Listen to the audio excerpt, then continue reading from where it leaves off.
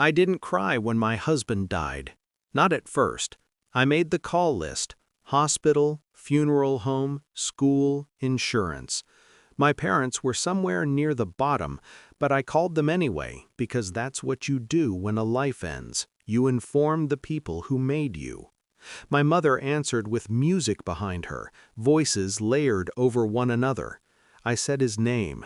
I said he was gone. There was a pause long enough for me to think the music might stop. Instead, she sighed. "We're at your sister's birthday," she said, as if that explained everything. "Can we talk later?" My father didn't come to the phone. I said yes, because I've always said yes. The line went dead before I could say anything else. I stood in the kitchen with the phone still in my hand, the kettle boiling dry, my daughter at the table drawing a house that looked nothing like ours. The days after were quiet in a way that felt procedural. Death turns you into a clerk. You stamp forms. You repeat the same sentences until they stop meaning anything. I learned which drawers held which documents. I learned that grief doesn't always hurt. Sometimes it just narrows your field of vision. My parents didn't call back. I noticed it the way you notice a missing stair you've learned to step over.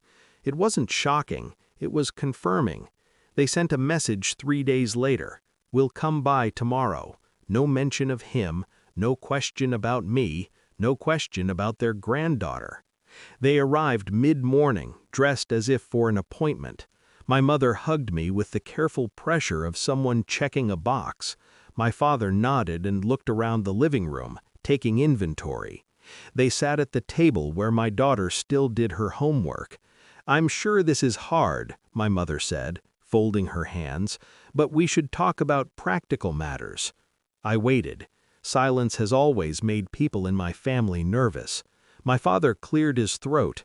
"There's the inheritance," he said. "We think 50% is fair." He said it as if it were a number pulled from a spreadsheet, not a sentence spoken to a widow less than a week old. Fair, as if fairness had ever been part of our family vocabulary. Something in me shifted, not sharply, but with the slow alignment of a long misaligned joint. I realized I didn't feel anger. I felt relief, because now there would be no confusion about what this was. "I see," I said.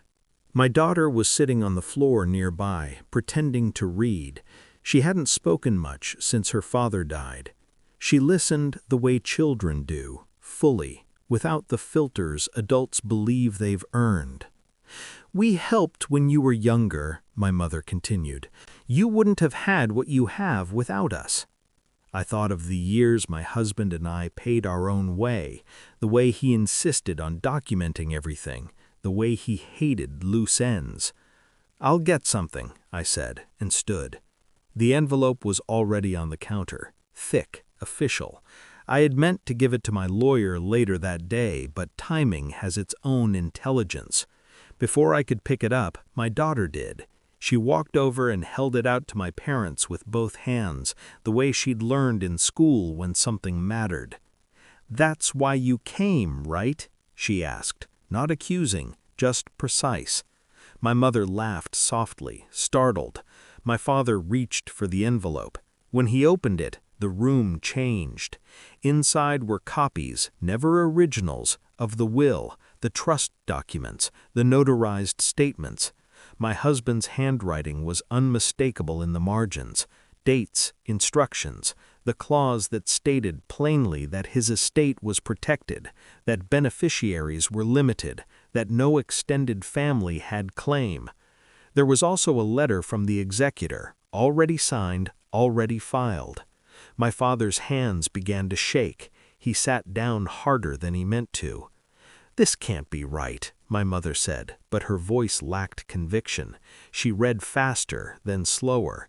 She looked at me as if I might explain. "It is," I said.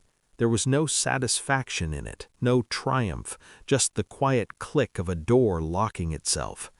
My father tried again, his voice lower now. "We can contest." "The executor is present," I said, and nodded toward the hallway. The lawyer stepped forward, calm, polite. unmistakably official. She introduced herself, she outlined the process, she explained that everything was already filed, that any challenge would be costly and unlikely to succeed. Authority has a tone. It doesn't raise its voice. It doesn't need to. My parents said very little after that. They gathered their coats. My mother touched my arm, then seemed to think better of it. At the door, my father turned. "You didn't have to do it this way," he said, as if there had been other options. "I did," I replied. They left without saying goodbye to their granddaughter. Later, when the house was quiet again, my daughter asked if they were angry. "Probably," I said. "Is that bad?" I considered the question. "No," I said finally, "it just is." That night, after she was asleep, I cried for the first time, not because of them, because of my husband, because of the life that ended and the one that had to continue without apology. Grief didn't disappear, it still doesn't, but something else did, the need to explain myself to people who had already shown me who they were. Boundaries don't heal loss, they stop it from spreading.